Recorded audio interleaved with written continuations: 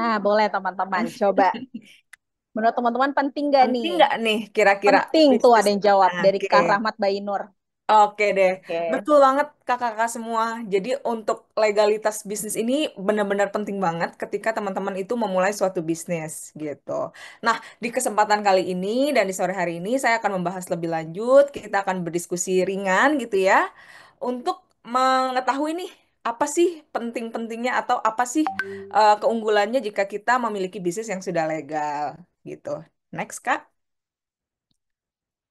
Nah, ini di part pertama. Mungkin sebelum kita diskusi lebih lanjut, kita bahas dulu terkait dengan tren dan tantangan di era digital gitu. Nah, di era digital ini, seperti yang kita tahu, mungkin konsumen-konsumen juga zaman sekarang sudah mulai cenderung lebih pintar dan juga lebih kritis gitu ya, teman-teman. Jadi, konsumen-konsumen zaman sekarang lebih cenderung memilih bisnis atau ingin bertransaksi dengan bisnis yang sudah legal gitu, teman-teman. Terutama di zaman sekarang nih, zaman-zaman kita transaksi online, terus menggunakan e-commerce juga. Tentunya bisnis-bisnis yang sudah legal akan lebih dipercaya oleh para konsumen. Sebagai contohnya nih, misalnya teman-teman mau melakukan transaksi di zaman sekarang, saya rasa banyak konsumen yang akan lebih memilih untuk bertransaksi melalui e-commerce ataupun third party dibandingkan langsung direct transfer nih ke nomor rekening individual misalnya gitu. Dan itu sebenarnya juga aku rasakan dan aku alami gitu. Jadi kalau mau melakukan transaksi kayaknya better dengan memang mungkin entah itu sudah PT atau CV, sudah berbentuk badan usaha, ataupun lebih percaya untuk menggunakan artis kamu gitu. Dan juga nih di era teknologi itu luar biasa banget nih. Dimulai dari AI, dimulai dari e-commerce, dimulai dari mungkin fintech, itu tuh juga membuat regulasi itu berkembang dengan sangat pesat gitu ya. Sebagaimana contoh, mungkin kalau dulu kita belanja di e-commerce, seller-sellernya tuh nggak kena biaya admin gitu ya. Biaya admin semua yang tanggung dari pihak e-commerce misalnya. Tapi sekarang berbeda nih. Mulai dari sekarang sellernya udah dibebani dengan biaya-biaya admin yang lumayan cukup tinggi. Terus kalau seandainya memang ada promosi-promosi pun dari pihak seller yang harus menanggung nih untuk biaya-biayanya. Itu kan pergeseran-pergeseran regulasi yang tergolong cukup cepat di era digital zaman sekarang gitu. Jadi kalau dari aku suggest dari teman-teman itu harus bisa beradaptasi nih terhadap regulasi-regulasi yang berubah di zaman era digital ini. Supaya apa? Supaya teman-teman bisa unggul dan bersaing dengan kompetitor-kompetitor lainnya. Gitu. Terus yang kedua adalah tantangan UMKM untuk beradaptasi gitu. Kalau di sini kita tahu ya bahwa mungkin masih banyak teman-teman UMKM kita yang sulit mengikuti perubahan karena mungkin terbatas banget nih dari segi informasi, terus dari segi pengalaman mengenai legalitas, itu kayaknya masih banyak yang belum familiar ataupun paham terkait dengan pengurusan legalitas. Contohnya nih, di sini siapa sih yang udah familiar tahu gitu dengan istilah-istilah OSS atau mungkin NIB? Dari teman-teman semua ada yang familiar nggak dengan istilah-istilah tersebut? Kalau yang familiar atau tahu boleh komen-komen. Atau kalau yang nggak tahu juga nggak apa-apa bisa komen juga belum tahu gitu ya. Oke. Nah, ini membuktikan ya bahwa memang masih banyak kita tuh kurang informasi-informasi teman-teman UMKM kita tuh kurang informasi nih terkait dengan istilah-istilah dalam dunia legal, dengan proses-proses juga di dunia legal gitu ya. Nah, sebagaimana contoh tadi itu OSS gitu ya. OSS itu bisa kita artikan sebagai online single submission, di mana sebenarnya teman-teman itu saat ini sudah bisa mengurus jasa perizinan legalnya teman-teman secara online gitu. Dan NIB juga itu artinya adalah nomor induk berusaha, di mana teman-teman itu bisa mendapatkan nomor ini jika teman-teman itu sudah mengurus legalitas usaha bisnisnya teman-teman gitu. Nah, mungkin dari istilah-istilah yang kecil ini gitu ya, kita bisa mengetahui bahwa memang pengetahuan dari teman-teman UMKM saat ini belum menyeluruh dan belum paham betul gitu ya terkait dengan legalitas-legalitas usaha gitu. Cuman di balik itu semua mungkin dari aku juga tahu gitu ya, bisa jadi kurangnya informasi ini juga karena pemerintah dan juga instansi terkait mungkin belum menjangkau ke seluruh semua UMKM gitu terkait dengan perubahan-perubahan regulasi ataupun update-update terkait dengan aturan gitu kan, terutama mungkin UMKM-UMKM yang dia tuh terpencil gitu atau mungkin di daerah-daerah yang tidak terjangkau. Jadi mungkin tidak tidak awam lah buat mereka gitu. Dan ini menjadi satu tantangan yang lumayan berat di era digital bagi UMKM untuk mengurus legalitasnya gitu. Nah, dari dua poin yang tadi udah saya paparkan, memang bisa kita sadari ya bahwa legalitas itu jadi penting banget nih di zaman sekarang ini. Kenapa sih? Karena dengan teman-teman itu memiliki legalitas, teman-teman itu bisa dapat dipercaya oleh pelanggan, oleh mitra, investor, bahkan perbankan gitu. Balik lagi, saya sendiri kan sebagai finance nih di Majo gitu ya.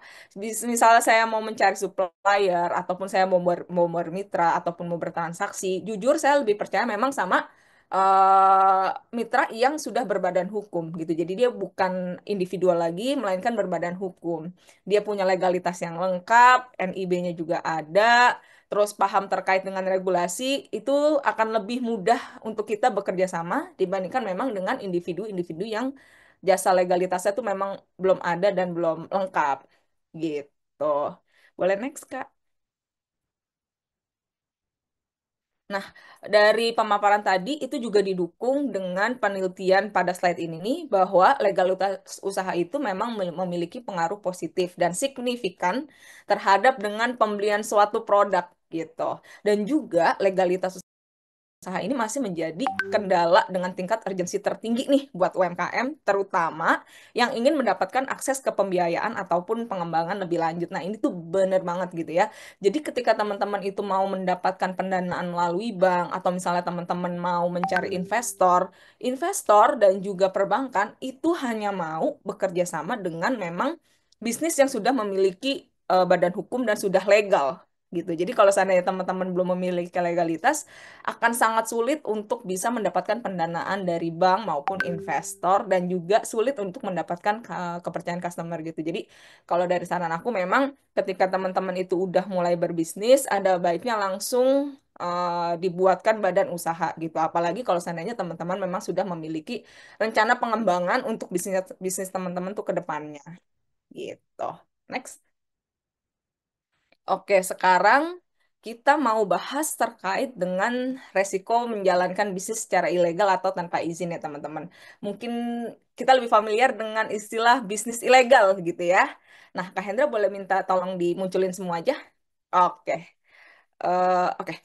Nah, seperti yang tadi udah aku mention sebelumnya nih di slide-slide sebelumnya, di poin-poin sebelumnya, bahwa memang resiko yang jelas terlihat itu adalah sulitan kesulitan untuk berkembang, kepercayaan konsumen yang rendah, dan peluang usaha terbatas nih. Itu udah bener banget jika teman-teman itu tidak memiliki legalitas yang kuat, tidak tidak belum belum belum mengurus legalitas perusahaan teman-teman itu akan menjadi batu hambatan nomor satu buat teman-teman ketika teman-teman ingin mengembangkan bisnisnya teman-teman. Gitu. Balik lagi, aku tekankan berkali-kali untuk beberapa mitra ataupun instansi hanya mau melakukan kerjasama ataupun bertransaksi jika bisnisnya teman-teman itu udah legal. Kalau misalnya belum, itu agak susah gitu. Karena emang kita kan kaitannya dengan hukum nih ya, gitu kan. Jadi kalau misalnya memang teman-teman udah terdaftar di hukum, sudah legal, itu kita akan merasa lebih secure dan juga aman ketika melakukan transaksi gitu. Jangankan untuk mendapatkan pendanaan sih teman-teman. Di kasus kita atau misalnya di pengalaman aku ini juga kalau seandainya teman-teman mau buka rekening khusus untuk usaha bisnis, itu memang sudah harus berbadan hukum gitu. Jadi kalau seandainya teman-teman mau bikin nomor rekening yang khusus untuk bisnis atas nama perusahaan itu udah harus dan wajib berbadan hukum. Jika tidak, maka ya teman-teman hanya bisa buka rekening atas nama pribadi, which is kalau untuk bisnis menurut aku agak kurang proper ya gitu. Jadi lebih bagus itu memang menggunakan nomor rekening yang sudah PT ataupun CV gitu, itu akan lebih em, apa ya, menggain kepercayaan dari mitra bisnisnya teman-teman gitu. Maka dari itu mungkin di slide yang ini aku akan lebih fokus ke poin nomor satu dan nomor terakhir nih, rentan terhadap sanksi hukum. Jadi memang kalau teman-teman itu punya bisnis dan belum mengurus legalitasnya gitu ya, atau bisa kita sebut dengan ilegal, ketika teman-teman itu diketemukan apa namanya suatu tindakan, suatu aktivitas maupun suatu transaksi yang dirasa tidak sesuai dengan regulasi maupun aturan di Indonesia, itu benar-benar dari pemerintah atau instansi berwajib itu gampang banget untuk nutup bisnisnya teman-teman. Dan jelas ini sangat merugikan untuk bisnisnya teman-teman nih. Gitu. Contohnya kayak apa sih? Contohnya seperti misalnya perusahaan pendanaan yang tidak terdaftar di OJK, ataupun seperti perusahaan atau klinik-klinik kecantikan yang tidak memiliki perizinan gitu ya. Mungkin kita sering baca kasus-kasusnya di berita gitu ya ataupun di media gitu ya. Misalnya klinik ditutup atau perusahaan ditutup paksa seperti pinjol gitu ya. Kita sebutnya pinjol, pinjol tuh ditutup paksa gitu kan. Itu karena mereka itu udah jelas melakukan bisnis ilegal dan tidak punya legalitas gitu. Jadi ketika diketemukan sesuatu aktivitas yang tidak sesuai itu bisa dengan gampang akan langsung ditutup dengan instansi-instansi terkait gitu ya, atau instansi-instansi berwajib gitu. Dan yang di poin terakhir itu adalah terkait dengan sulitnya kita untuk mendapatkan sertifikasi, seperti contohnya sertifikasi halal, BPOM, ataupun merek. Kenapa sih sulit gitu ya? Kalau untuk sertifikasi halal, sebenarnya kalau teman-teman itu belum berbadan hukum, teman-teman itu masih bisa mengajukan nih sertifikasi halal untuk misalnya usahanya teman-teman gitu. Tapi balik lagi, ketika teman-teman itu sudah berbadan hukum, itu akan memudahkan teman-teman banget untuk mendapatkan sertifikasi halal. Kenapa? Karena teman-teman punya NIB, di mana NIB itu menjelaskan bisnis teman-teman itu di bidang apa sih gitu kan. Terus resikonya apakah tinggi, menengah, rendah, dan itu akan memudahkan teman-teman untuk mendapatkan sertifikasi halal gitu ya. Tapi berbeda dengan BPOM. Kalau misalnya teman-teman mau mendaftarkan produk teman-teman ke BPOM, teman-teman harus sudah wajib berbadan hukum gitu. Jika teman-teman tidak berbadan hukum, maka teman-teman tidak bisa mendaftarkan produk teman-teman ke Badan BPOM. Gitu. Nah, aku juga mau kasih reminder sih ke teman-teman semua gitu ya. Kalau teman-teman memang sudah punya bisnis, sudah punya brand nih, brand yang benar-benar identitas bisnis teman-teman, yang mungkin haki untuk teman apa sih penting gitu kan? Itu penting supaya teman-teman tuh brandnya aman gitu. Jadi misalnya next teman-teman ataupun misalnya tiba-tiba brandnya disalahgunakan karena mungkin namanya mirip gitu ya, secara apa namanya, secara logo ataupun identitas juga mirip gitu kan, bisa disalahgunakan, itu teman-teman bisa banget dapat perlindungan hukum. Jadi teman-teman bisa langsung somasi untuk meminta dari pihak brand yang melakukan duplikasi itu, ganti dong gitu, itu brand gue nih gitu. Nah itu teman-teman punya hak banget kalau teman-teman udah mendaftarkan ke Haki gitu. Jadi akan mengamankan dari sisi brand dan identitasnya brand teman-teman gitu. Next. Oke, terus kita akan bahas lebih lanjut terkait dengan kendala UMKM dalam mengurus legalitas nih. Yang pertama itu rumit, banyak dokumen yang harus disiapkan, prosedur kompleks, memakan waktu lama. Ini juga benar banget dan bisa dirasakan oleh teman-teman UMKM mungkin ya. Jadi masih banyak teman-teman di UMKM yang menganggap bahwa mengurus legalitas bisnis itu rumit, sulit, dan birokrasinya tuh terlalu panjang gitu. Dan apa ya, ini akan berkaitan juga dengan poin nomor dua, di mana UMKM zaman sekarang tuh masih banyak yang kurang informasi ataupun akses informasi terkait dengan pengurusan legalitas gitu ya. Jadi udah pertamanya mikir untuk mengurus legalitas itu rumit gitu kan, dokumennya bingung gitu banyak, informasinya juga kurang gitu. Jadi teman-teman mungkin bingung harus mulai dari mana gitu kan. Ketika teman-teman mau membentuk badan usaha seperti PT ataupun CV ataupun misalnya mau daftar haki, apa sih yang mesti disiapin gitu kan? Apa yang pertama harus disiapkan dan harus kemana untuk melakukan pengurusan. Apa yang harus dilakukan sampai akta itu selesai. Terus kalau seandainya mungkin akta itu sudah jadi, nextnya kita mesti ngapain sih gitu kan? Mungkin dari teman-teman masih banyak yang merasa kesulitan ataupun bingung gitu. Jadi ini menurut saya juga menjadi salah satu kendala UMKM yang paling berat gitu kan. Dan yang berikutnya adalah mungkin faktor biaya gitu. Kalau dari pengalaman aku, memang jika misalnya teman-teman itu belum punya pengalaman ataupun experience lah ya untuk mengurus soal legalitas, itu memungkinkan banget akan ada banyak biaya yang nggak terduga itu keluar. Kenapa bisa begitu gitu kan? Itu bisa begitu karena misalnya nih teman-teman mau mendaftarkan produk teman-teman ke BPOM atau misalnya sertifikasi halal.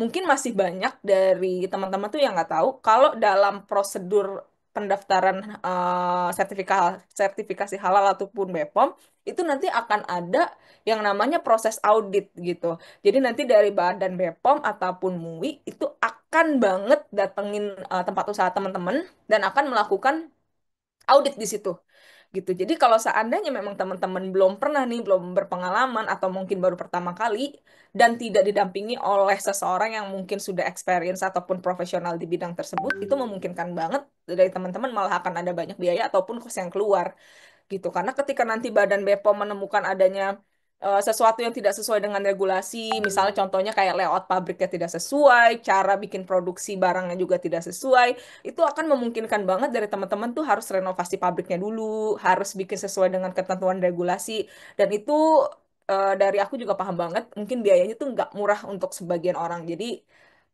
ini juga menjadi kendala ya untuk pengurusan legalitas di biayanya gitu. Dan yang terakhir adalah kesibukan para owner nih. Kita tahu banget untuk teman-teman UMKM di sini mungkin itu sibuk gitu ya. Jadi memang tujuan utamanya itu adalah gimana caranya supaya bisnis kita tuh dapat beroperasional dengan baik. Gimana caranya supaya bisnis kita atau duit kita bisa muter terus nih gitu kan. Jadi mungkin yang di otaknya itu adalah yang pertama pokoknya bisnis gue harus jalan gitu. Sedangkan untuk legalitasnya dipikirkan belakangan. Maka dari itu ini juga menjadi salah satu kendala UMKM. Kenapa mungkin mereka menunda-nunda untuk mengurus legalitasnya. Padahal seharusnya ini bisa didahulukan nih, bisa diurus dulu gitu supaya bisnisnya teman-teman itu secure, aman untuk jangka sekarang sampai jangka ke depannya. Gitu. Kita bisa next. Oke. Nah, di sini mungkin dari teman-teman bisa coba ubah mindset teman-teman gitu ya, bahwa legalitas itu kita bisa anggap sebagai investasi nih untuk bisnis teman-teman dan bukan expense atau bukan biaya gitu. Kenapa sih kita bisa menganggap bahwa legalitas ini tuh merupakan investasi gitu? Balik lagi nih, ketika teman-teman sudah legal, teman-teman butuh pendanaan, teman-teman ingin mengembangkan bisnisnya, semuanya tuh udah terstruktur, udah rapi, dan udah bisa langsung jalan gitu. Tanpa teman-teman harus pusing lagi terkait dengan legalitasnya, pusing lagi terkait dengan birokrasinya gitu. Kenapa? Karena dari awal teman-teman buka bisnis, teman-teman udah langsung jalanin nih gitu pembukaan PT-nya atau misalnya teman-teman mau buka CV, buka CV-nya juga udah sesuai dengan regulasi, sudah selesai gitu kan, perizinannya juga sudah lengkap. Jadi ketika next-nya teman-teman butuh pendanaan dari bank atau teman-teman mau mencari investor, itu tuh udah akan jauh-jauh lebih mudah gitu. Karena bisnis teman-teman udah legal dan udah sah di mata hukum gitu. Dan juga balik lagi, kalau seandainya brand teman-teman memang sudah besar gitu kan, memang sudah ramai gitu. Ketika teman-teman memang sudah perizinannya lengkap, apa namanya legalitasnya juga sudah kuat, maka ketika nanti ada permasalahan, baik permasalahannya itu dengan konsumen misalnya ataupun dengan mitra bisnis, misalnya ada perselisihan ataupun misalnya ke depannya ada brand yang menduplikasi atau menyalahgunakan nama brandnya kakak, itu semua tuh udah aman semua. Kenapa? Karena kita benar-benar udah dapat perlindungan hukum, sudah legal dan sah di mata hukum, sehingga kalau ada case-case seperti itu, dari teman-teman itu bisa banget untuk bawa itu ke ranah hukum gitu. Jadi lebih aman juga untuk bisnisnya teman-teman gitu. Next. Oke, nah tapi teman-teman nih nggak usah khawatir sama sekali karena sekarang Majo udah punya solusinya nih, gitu. Jadi dari Majo sendiri sekarang udah mengembangkan lagi sayap-sayapnya. Kita punya produk baru, kita bisa sebut itu namanya M-Legal, gitu. Jadi di sini ketika teman-teman itu membutuhkan bantuan untuk misalnya mendaftarkan PT-nya, mendaftarkan CV-nya, butuh pembuatan NPWP, akun OSS, itu tenang aja karena dari Majo itu bisa 100% bantuin teman-teman nih. Jadi teman-teman nggak usah khawatir, apapun yang teman-teman butuhkan bisa kita bantu. Bahkan jika teman-teman butuh virtual office, itu kita juga bisa bantu. Jadi teman-teman tenang aja, kalau seandainya memang butuh bantuan, kita bisa diskus-diskus juga. Abis acara ini selesai, gitu. Next. Nah, ini aku bisa sampaikan terkait dengan keunggulan-keunggulan dari M-Legal. Jadi kalau teman-teman menggunakan jasa M-Legal, bisa kita pastikan terkait dengan kemudahan proses, kecepatan dan efisiensi, dan kepastian. Jadi teman-teman butuh apapun, kita akan pastikan prosesnya mudah dan tidak berbelit-belit gitu ya. Jadi selain prosesnya yang mudah gitu, kita menawarkan proses yang mudah, kita juga bisa memastikan bahwa kita akan bekerja semaksimal mungkin supaya proses perizinan ataupun legalitas dari kakak-kakak semua itu bisa selesai dengan cepat tanpa ada kendala gitu. Dan terkait dengan biaya juga teman-teman tenang aja, tidak perlu khawatir. Kenapa? Karena kita juga akan transparan dari segi biaya di awal dan memastikan bahwa tidak akan ada hidden fee lagi di belakangnya gitu. Next.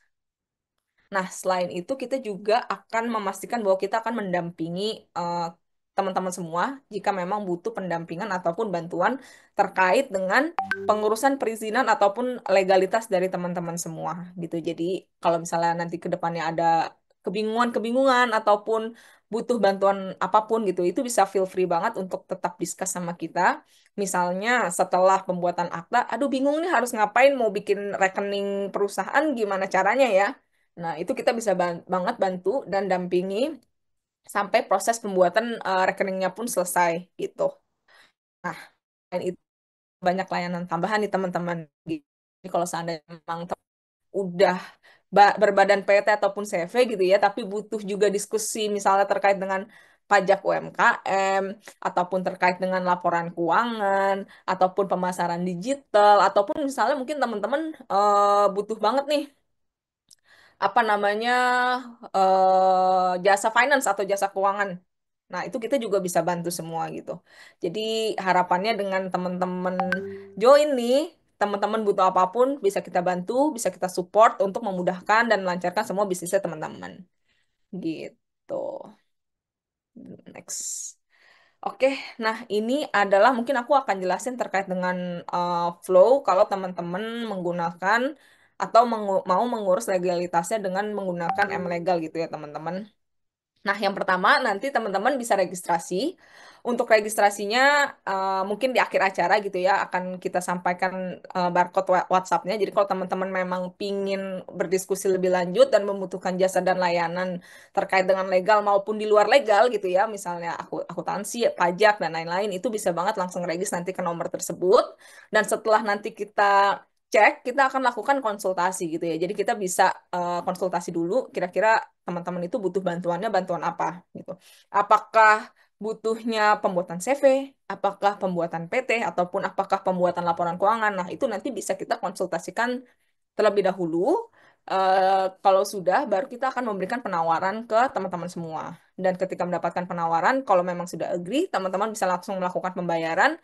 Dan setelahnya akan kita lanjutkan prosesnya gitu. Kalau seandainya teman-teman memang butuh legal, kita akan bantu untuk pengurusan legalitas dan izin usahanya. Kalau seandainya teman-teman butuh jasa keuangan ataupun jasa accounting, itu juga nanti kita akan bantu setelah kita deal dan melakukan pembayaran gitu. Jadi nanti setelah semuanya oke, semuanya sudah selesai, kita tinggal melakukan penyerahan dokumen ke pihak teman-teman semua gitu. Jadi untuk dokumen-dokumen kalau legal kita akan menyerahkannya biasanya dua dokumen. Dokumen soft copy dan juga kita akan kirimkan dokumen hard copy yang asli ke teman-teman semua. Gitu. Oke, nah ini ada beberapa testimoni dari teman-teman yang udah pernah menggunakan jasa M-Legal melalui Majo gitu ya. Jadi di sini mereka semua puas karena memang kita proses dengan cepat dan kita bisa garansi bahwa proses pembuatannya itu mudah dan cepat gitu. Dan kita bantu juga untuk kedua kasus ini sampai rekening pembukaan banknya itu selesai gitu. Jadi teman-teman benar-benar tinggal terima beres saja PT-nya. Jadi aktanya ada, NPWP lengkap, akun OSS ada, sampai apa namanya rekeningnya jadi gitu. Next. Oke, jadi di sini buat teman-teman yang memang udah join dari apa namanya dari webinar ini, aku mau kasih promo untuk teman-teman. Jadi teman-teman bisa mendapatkan diskon sebesar 500.000 untuk semua jasa legal yang akan berlaku kurang lebih 7 hari sampai minggu depan berarti ya, minggu depan. Kalau misalnya teman-teman memang tertarik, teman-teman bisa banget langsung registrasi ke nomor WhatsApp. Nanti mungkin akan aku share nomor WhatsAppnya via chat gitu. Paling kurang lebih pemaparan dari aku seperti itu. Terima kasih nih. Teman-teman bisa langsung scan WhatsApp atau scan barcode-nya aja kalau memang tertarik. Nanti bisa kita lanjutkan diskusinya by WA. Gitu. Terima kasih teman-teman. Aku kembalikan ke Kak Gima. Oke, siap. Mantap. Terima kasih Kak Firin atas pemaparan materinya. Wah, luar biasa nih. Pasti tentunya teman-teman di sini juga jadi dapat ilmu banyak ya, gitu. Apa sih manfaat dari mengurus legalitas usaha dan segala macam gitu. Ternyata penting banget ya, teman-teman gitu dari yang tadi udah di state sama Kak Firin bahwa ternyata kalau misalkan teman-teman di sini lagi butuh pendanaan gitu ya dari perbankan atau investor ternyata mereka lebih memilih dengan perusahaan yang memang sudah berbadan usaha gitu ya. Nah, mungkin itu aja gitu sesi dari Kak Firin. Mungkin kita akan masuk sesi Q&A dulu ya Kak Firin ya gitu. Aku akan Boleh, bacakan satu-satu pertanyaan yang masuk lalu lanjut Kak Firin akan menjawab gitu. Oke, boleh. kalau gitu aku akan hmm, apa namanya bacakan pertanyaan yang pertama masuk dulu. Ini dari sebentar. Oh, ada dari Kak Cynthia Adita Putri. Kalau pengurusan legal itu fee-nya berapa ya? Mungkin Oke. boleh silakan jawab Kak. Oke, jadi kalau untuk pengurusan fee legal itu tergantung juga dari teman-teman nih kebutuhannya apa gitu. Karena untuk fee-nya sendiri memang berbeda-beda gitu. Misalnya teman-teman butuhnya PT, PT pun ada yang namanya PT dasar ataupun PT perorangan. Dan urusan PT juga nggak cuma PT gitu ya, kita juga ada istilah namanya CV. Dan untuk pengurusan itu semuanya beda-beda harganya gitu. Jadi untuk fee legal itu nggak bisa kita state gitu ya. Pun misalnya teman-teman butuhnya ternyata sertifikasi nih, sertifikasi halal ataupun BPOM, itu bisa berbeda antara satu dengan yang lainnya gitu. Jadi tergantung produknya, tergantung mungkin jumlah outletnya. Nah, itu yang akan menentukan fee-nya itu berapa gitu. Oke, siap. Semoga terjawab ya Kak Cynthia tadi. Nah, ada pertanyaan selanjutnya dari Kak Dilan. Kalau urus sertifikasi halal BPOM gitu berapa lama Kak? Silakan Nah, Kak. oke. Ini juga sebenarnya kalau legal itu kita bisa bilang dia agak fleksibel gitu ya. Jadi nggak bisa kita samaratakan, nggak bisa kita bilang oh udah pasti seminggu selesai, oh udah pasti 3 bulan selesai. Apalagi itu pengurusannya pengurusan sertifikasi halal dan juga BPOM gitu. Cuman bisa aku bilang biasanya rata-rata itu kalau untuk halal dan BPOM range-nya itu antara 3 sampai 6 bulan gitu. Tapi itu tergantung balik lagi seberapa banyak produk usaha teman-teman. Terus apakah produknya itu misalnya makanan atau misalnya produknya kosmetik karena itu nanti treatment dan pengecekannya pun juga berbeda gitu Kak. Misalnya teman-teman juga makanan tapi makanan ini apakah masak sendiri kah atau hanya repackaging itu semua mempengaruhi gitu. Jadi nggak bisa dipatok berapa lama gitu ya. Cuman biasanya range-nya di antara 3 sampai 6 bulan jika semuanya smooth gitu. Oke, siap. Jadi tadi rentang 3 sampai 6 bulan ya, Kak Firin ya. Semuanya Betul, balik lagi tergantung. Jadi itu rentang 3 betul. bulan berarti mungkin paling cepat 6 bulannya paling lama gitu ya Betul. di around segitu. Nah, Oke, biasanya semoga. memang lamanya itu di proses auditnya juga sih gitu. Oh, Apakah oke. proses auditnya itu setelah ada temuan bisa langsung solve, ataukah setelah ada temuan di solve, ada temuan lagi di solve. Nah, itu Besok biasanya lagi. Butuh beda-beda waktu tuh lagi. gitu. Betul. Terus Oke. misalnya apakah teman-teman sebelumnya udah punya SOP, terus belum punya SOP itu juga pengaruh semua gitu.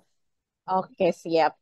Gitu. Eh, eh, semoga terjawab ya pertanyaannya tadi keadilan gitu. Kalau ada pertanyaan lagi boleh nanti dikonsultasi via barcode yang tadi ya Kak. Jangan lupa di capture tadi. Betul. Nah, oke ada pertanyaan selanjutnya dari Mas Rizal ya. Halo Mbak Firin, izin bertanya. Tadi disebutkan kalau perbankan atau investor hanya mau invest dengan perusahaan yang sudah berbadan hukum.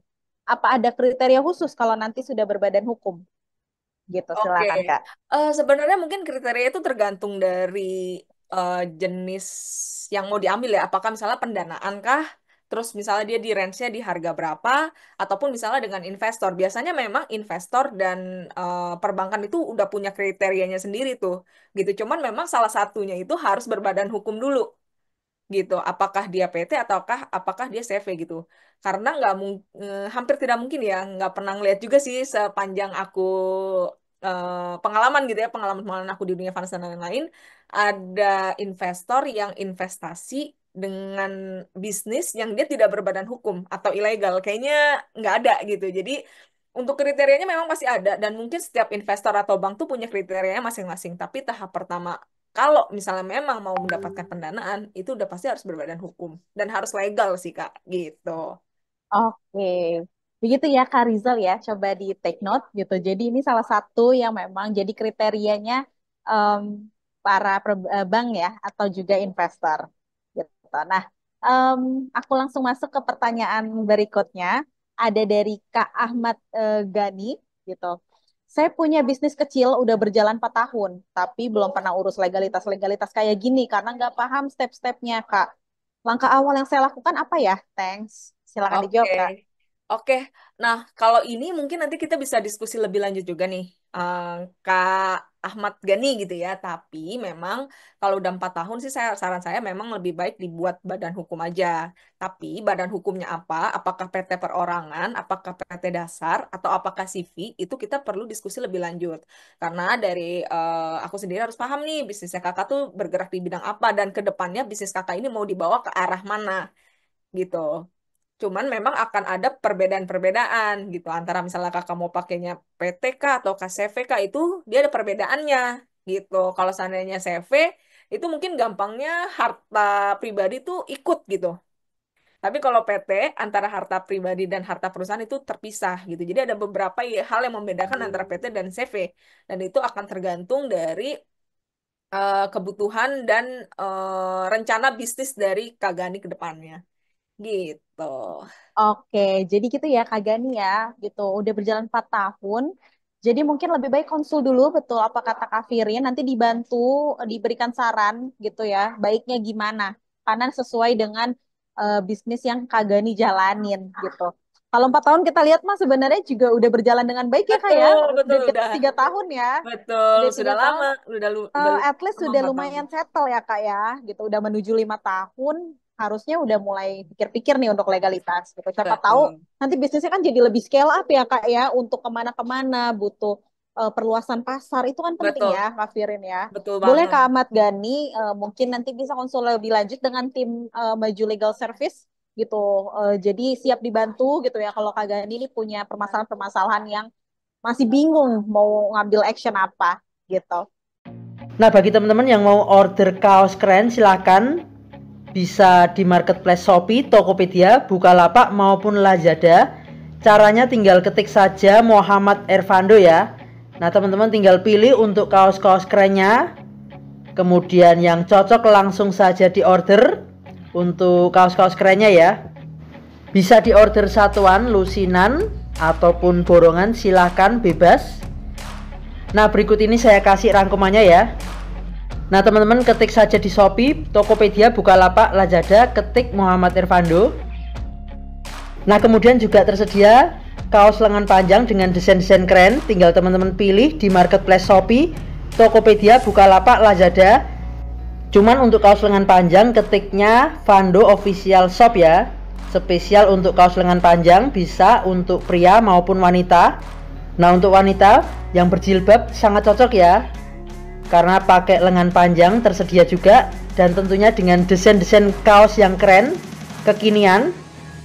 Nah, silakan teman-teman bisa ketik di Shopee, Tokopedia, Bukalapak maupun Lazada, ketik saja Vando Official Shop.